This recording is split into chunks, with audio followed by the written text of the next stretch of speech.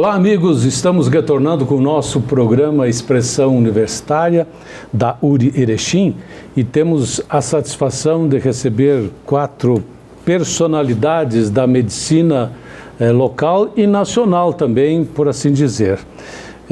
Eu conto com a presença aqui nesse espaço com o Dr. Elias Knobel, que foi conferencista da aula inaugural e participante também da segunda jornada de medicina internacional que ocorreu aqui na cidade de Erechim. Também está conosco o professor Sérgio Bigolin, que é coordenador do curso de medicina, assim como o professor Leandro Gritti, também professor do curso de medicina, e outro professor do curso de medicina também, o professor Célio Fal, que nos dão a honra, então, da presença aqui neste espaço. Então, mais uma vez, bem-vindos. Eu queria, primeiramente, que o professor Sérgio desse aqui o pontapé inicial para o nosso bate-papo. E por que dessa temática e por que também da vinda do professor? Sempre um prazer estar aqui, Ademar. E a gente forma médicos. A gente está aí, professor Elias, nossa 8ª turma, nossa faculdade de medicina, e hoje à noite o professor vai ministrar a aula inaugural. E a aula inaugural é aquela aula modelo, não é modelo só para os alunos, né? É modelo para nós, educadores, professores da faculdade. E a gente sempre pensa muito, né? Quem nós vamos trazer para essa aula inaugural? E quando a gente lê... É um marco do curso? É um marco do curso. Quando a gente lê o currículo do professor, é aquele currículo que enche os olhos para nós. Ele não é um currículo somente científico, ele é um currículo humano. O professor é escritor, né? O professor Elias tem inúmeros trabalhos publicados, mas como ele mesmo gosta de se definir no currículo dele, ele é aquele médico ortodoxo que exerce uma medicina moderna. Ou seja, a tecnologia, a inteligência artificial, tudo ao lado dele, mas a mão dele em primeiro lugar. Eu acho que é isso que nós sempre desejamos passar na formação de nossos acadêmicos, né? É isso que nós queremos lá no perfil deles, professor Elias, lá no final. Então, a escolha não podia ser melhor. E claro que nós tivemos nos últimos 2 anos, professor, a grata satisfação de ter aqui essa jornada médica internacional, que nós podemos contar com nomes que nem o professor Elias vindo para a nossa cidade, vindo aqui para Erechim, mesmo nós sendo pequeninhos aqui no fim do no Rio Grande do Sul, né? Mas esses nomes nos enchem sempre de orgulho em recebê-los aqui. Então a escolha sempre é voltada, além da sabedoria toda do professor, esse lado humano que a gente vê que o professor Elias tem. Que bom que o nosso povo também está sempre ávido de novas informações e de trazer gente que está sempre disposta a vir aqui repartir conosco as suas informações, que são muitas. A gente não quer, nesse momento, porque o espaço é curto, que o senhor fale tudo sobre o seu trabalho desenvolvido ao longo dos anos. Mas, resumidamente, como é que o senhor se apresentaria para o nosso público? Bom, em primeiro lugar, honestamente e verdadeiramente, eu estou muito contente de estar aqui. Por muitos motivos. Eu sou nascido no interior do estado de São Paulo, em Marília. Cresci em Marília. Depois eu fui para São Paulo. Eu não perco o vínculo com as cidades do interior e estou, assim, encantado com Erechim, que é um tipo de cidade muito tranquila. E eu estou vendo que vocês têm muitos recursos aqui, gente muito atualizado, uns alunos maravilhosos. E parece que eu já estou aqui há uma semana, embora tenha chegado hoje de manhã aqui para Erechim. A medicina, ela continua sempre evoluindo. E eu, graças a Deus, ainda consigo lembrar os fatos recentes e os fatos antigos. Então, nessa fase de vida que eu estou, esse ano completo 58 anos de formado, com 2 filhos, 6 netos e logo uma bisneta, todo dia eu vou ao hospital, o Albert Einstein, visito a UTI, visito a cardiologia, organizo, participo de reuniões, tenho meus pacientes internados no consultório E quando eu ando no corredor, eu começo a refletir tudo o que aconteceu desde o primeiro dia que eu escolhi minha profissão. Era muito comum no interior, meus pais são imigrantes, refugiados, chegaram aqui antes da invasão nazista, do Holocausto, e era muito comum na comunidade um pai de uma família falar com outro: o que seu filho vai ser? Médico, engenheiro ou advogado? Dava já 3 opções. Já tinha essas 3 opções. E para mim nunca teve essa dúvida. E tem muitas explicações. O fato é que eu vim para São Paulo, estudei, me formei na Escola Paulista de Medicina, fiz residência, fui professor, me aposentei, continuo trabalhando e, honestamente, o maior prazer que eu tenho é gerar conhecimento. Gerar conhecimento para um país que tem discrepâncias. E quando você trabalha e tem recursos, você tem a obrigação de distribuir para toda a população do seu país e até fora do país aquele conhecimento que você teve o privilégio de adquirir e incentivar os outros a crescerem. E eu tenho um orgulho enorme da medicina do Brasil. A medicina do Brasil é fantástica, com todos os problemas que nós temos. Então, é um grande prazer encontrar amigos, encontrar alunos. Hoje tiramos fotografias, batemos papos, eu tenho os livros que eles já consultaram, já leram, e eu estou demonstrando para vocês que eu estou feliz de estar aqui. Vocês estão de parabéns por aquilo que vocês estão fazendo. Eu quero esclarecer para você em casa que o professor veio até aqui para falar sobre a história das UTIs no mundo, no Brasil e em São Paulo. Portanto, estão aqui outros 3 convidados que poderão nos auxiliar nesse bate-papo a respeito desse assunto. Eu já gostaria de entrar já nesse assunto e colocar na mesa aqui para que os senhores comentassem a respeito, claro, com a participação do professor Elias, sobre, afinal de contas, as UTIs, a gente sabe da importância que elas têm dentro das organizações hospitalares. E nós temos aqui 3 médicos que trabalham, talvez diuturnamente, com essa situação. Então, o que se pode falar nesse momento, doutor, a respeito da evolução desta área, extremamente importante para a medicina? Quando eu me formei, não existia UTI. Eu fiz residência, também não existia UTI. Mas eu trabalhei em pronto-socorro e a gente tratava os pacientes como se fosse numa UTI. É claro que a UTI é um serviço estruturado, organizado e tem uma característica fundamental.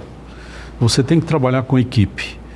A equipe organizada, participativa, ela é tão mais importante do que os equipamentos. Naquela época, quando eu me formei e eu fiz residência, que recursos que eu tinha para tratar os pacientes graves? Eu tinha um estetoscópio, tinha um oftalmoscópio, naquela época a gente usava muito oftalmoscópio, um aparelho de pressão com coluna de mercúrio, tinha um eletrocardiógrafo e acabou.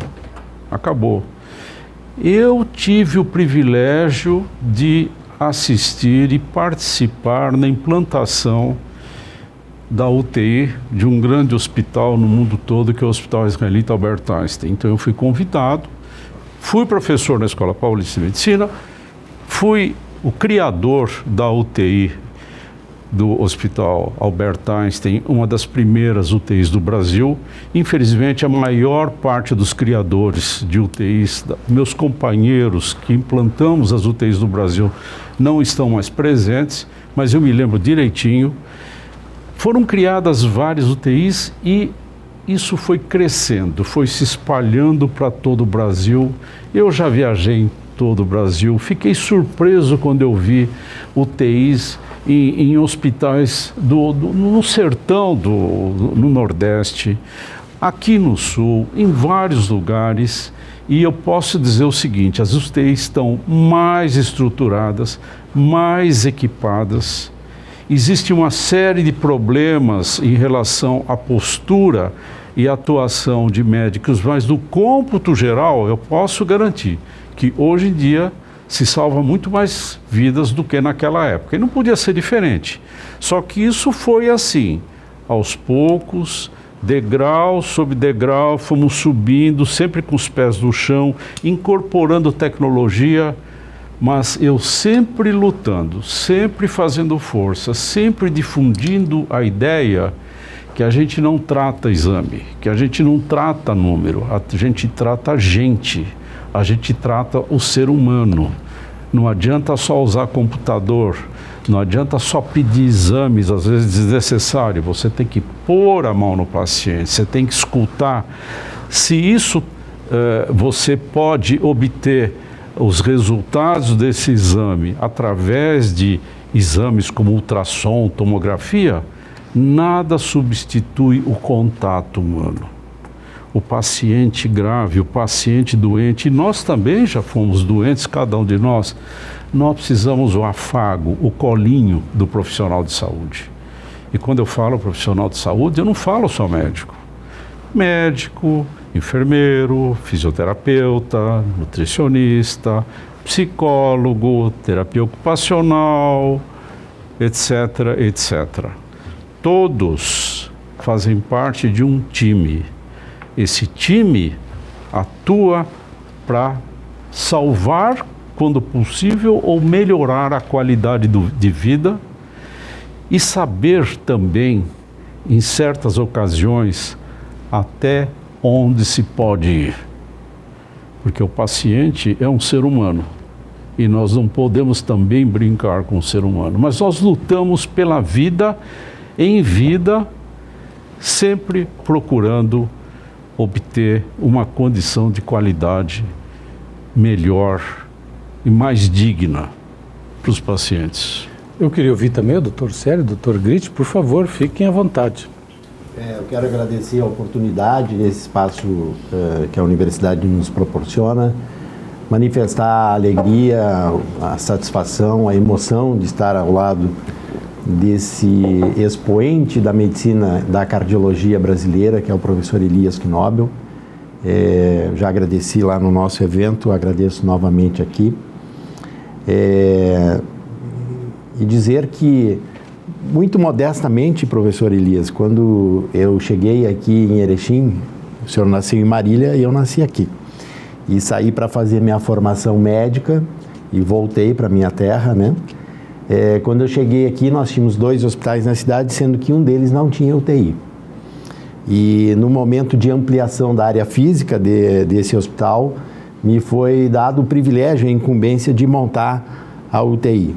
Então eu me sinto muito orgulhoso disso, né? Não tem uma relevância tamanha da sua expressão na formação da UTI do Einstein, mas eu acho que muito, principalmente, professor Elias, e eu disse isso, eu conversei isso, né, com os colegas que são da terapia intensiva e que são da minha época de terapia intensiva, todos nós que lidamos com a terapia intensiva obrigatoriamente manuseamos, estudamos e aprendemos com seus livros. Ou ouvimos palestras suas nos congressos e aprendemos com o senhor. Então, além de o senhor ser o mentor da unidade de terapia intensiva do Einstein, que é um hospital de referência para o nosso país, o senhor foi o difusor das UTIs. Então, tudo é importante. A sua UTI, né, é como se fosse um filho, né? Mas, assim, o quanto o senhor conseguiu difundir a ideia de terapia intensiva no Brasil, isso contaminou aqui em Erechim também. Naquele momento, né, que a gente, em conjunto com os colegas, resolveu colocar a UTI nesse hospital. Hoje, na nossa cidade, nós temos 4 hospitais, né, sendo que em 3 deles tem unidade de terapia intensiva. Então, eu acredito isso, professor Elias, com todo o respeito e consideração, isso é fruto do seu trabalho, né, e do reconhecimento à importância e a maneira com que o senhor sempre difundiu a questão da terapia intensiva no nosso país. E fico muito feliz, né, porque a gente bate tanto nisso, né, professor Sérgio, professor Leandro, junto aos alunos, né? A clínica é soberana, a clínica é soberana. Examinem os pacientes, como é que está os pacientes, falem com os pacientes. Ah, mas os exames são importantes, mas o próprio nome diz, eles são exames complementares. Eles complementam uma ideia, um raciocínio, uma hipótese montada por um profissional médico junto do seu paciente, ouvindo as dores do paciente, ouvindo as angústias dos pacientes, entendendo o emocional do paciente e principalmente, como o professor Elias fez, tocando no paciente. Dr. Goethe. Vamos ter o prazer, enfim, eu também estou muito feliz, que é um prazer e um privilégio, professor Elias. Eu tenho 30 anos de formado. Então, eu me formei em 1994, ou seja, uma década depois do primeiro Condutas no Paciente Grave. E durante a formação, passávamos na UTI como opções, assim, como internos extracurricularmente naquela época. E o livro de Condutas no Paciente Grave era nosso livro de cabeceira, né? Era o livro de estudo e discussão. Então, a nossa geração, ele embasou, né, todo o nosso conhecimento e aplicabilidade prática dos conhecimentos em terapia intensiva. Mesmo assim, não tendo tanta experiência, eu consegui ver dentro das UTIs, desde os aparelhos mais simples, quando o senhor comentou a primeira vez o estetoscópio, o esfigomanômetro, um otoftalmoscópio, que eram as ferramentas que se tinha, né, e a monitorização. Eu conheci também o BIRD, né, um dos primeiros ventiladores, né, respiradores, que era um respirador mecânico, né, sem muito parcos recursos e por isso de difícil trabalho com ele, né. Qualquer ajuste em qualquer um dos parâmetros bagunçava toda a ventilação do paciente. E hoje nós temos, assim, aparelhos multiprocessados que nos dão as curvas fluxo-volume, enfim, dados em tempo real e com uma fidedignidade tamanha que nos assusta, né? A gente consegue ter as variáveis biológicas muito facilmente, né? Então tivemos um salto tecnológico gigantesco, né? No ambiente de terapia intensiva e os monitores multiparâmetros, ali, o catéter de Swan-Ganz, entre outros. Mas o que chama a atenção? Isso, obviamente, são coisas extremamente positivas, mas chama a atenção aquilo que o professor colocou antes, a difusão do conhecimento. A gente brinca que quem dirige um Fusca consegue aprender mais facilmente dirigir uma Ferrari, digamos assim. Agora, quem conheceu só uma Ferrari tem dificuldade de depois lidar com situações de poucos recursos. E o que nos capacita a lidar com aquilo que nós fazer o melhor uso, a melhor competência para utilizar os recursos que temos é o conhecimento. E hoje, na sua apresentação, falando da hemodinâmica, enfim, e do choque e da perfusão, uma forma tão clara, tão prática de difundir o conhecimento que até parece fácil. Tratar um paciente hemodinamicamente instável, em choque, ouvindo a sua fala, parece fácil. A concordância que a gente tem é essa, que nós precisamos difundir conhecimento. Todo o aparato tecnológico e a inteligência artificial são formas para facilitar que nós consigamos aplicar em benefício do paciente o conhecimento que é adquirido ao longo de anos de trabalho, experiência e pesquisa, né?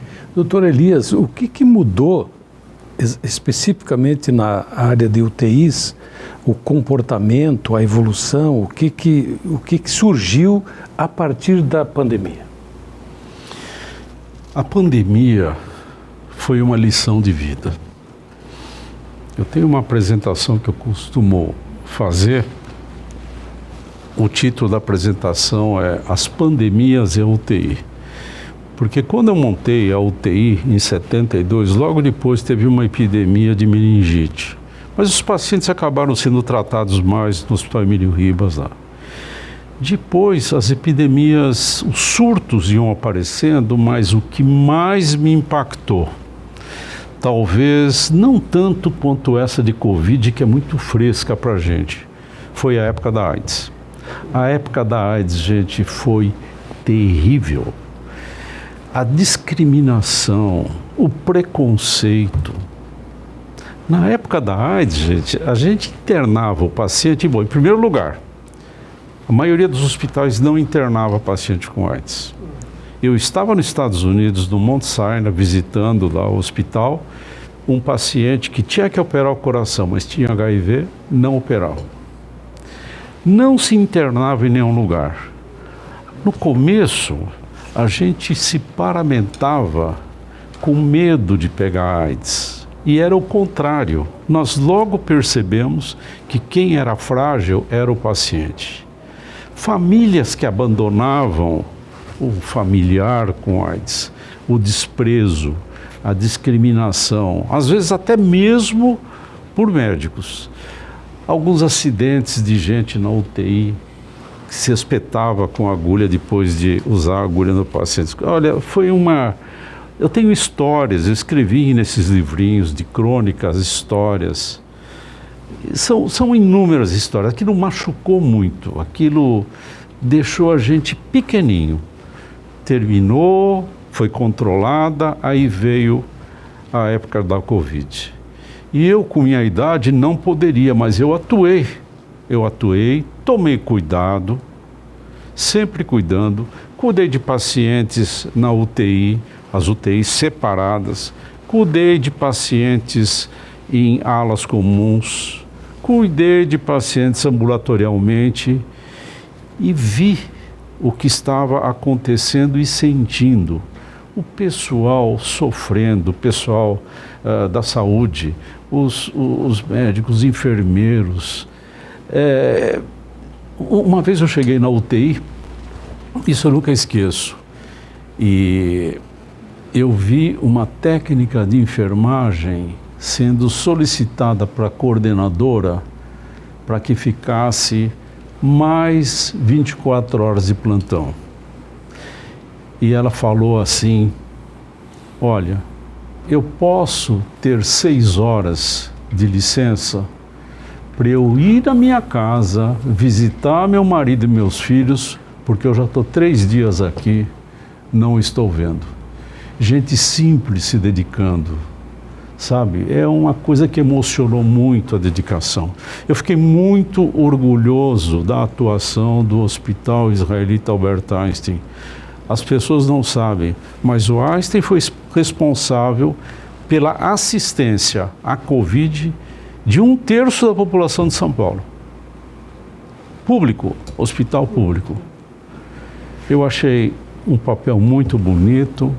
Aquela unidade que foi montada no hospital, no estádio do Pacaembu, foi o Einstein que fez, e outros lugares. Mas todas as instituições estavam unidas, todo mundo trabalhando, e os resultados do tratamento que nós tivemos aqui foram dos melhores do mundo. Isso está publicado cientificamente. E não só foi lá, porque as coisas boas logo se espalham e todo mundo começa a atuar conjuntamente e os resultados vêm. Eu vi coisas difíceis, pacientes que eu acompanhei muitos anos chegaram a falecer. E o curioso que todo mundo tinha medo que eu pegasse, né? Eu não podia atuar nos pacientes pelo fator etário. Eu nunca peguei Covid atuando no Einstein. Eu peguei um Covidzinho muito simplesinho, depois de tomar a 4ª vacina, quando eu passei na sala VIP de um aeroporto em Miami. Cheguei aqui com resfriadinho e tal. Mas foi tudo muito bem, eu tive, minha mulher teve, aquela Covid simples, talvez vocês também tiveram, mas nós vimos colegas pneumologistas que vocês conhecem, talvez, que ficaram à beira da morte. O pessoal usando sistema de circulação ECMO, transportando por avião. No Brasil, gente, no Brasil, a medicina do Brasil é muito boa. Se o país tivesse a qualidade da medicina que existe em média em todos os lugares, inclusive no serviço público, a gente colocaria o Brasil no meio da Europa, um centro de primeiro mundo. A medicina do Brasil dá orgulho. O SUS, já falei, é uma coisa que dá muito orgulho para todo mundo. Então foi muito emocionante. A medicina evoluiu, a terapia intensiva evoluiu.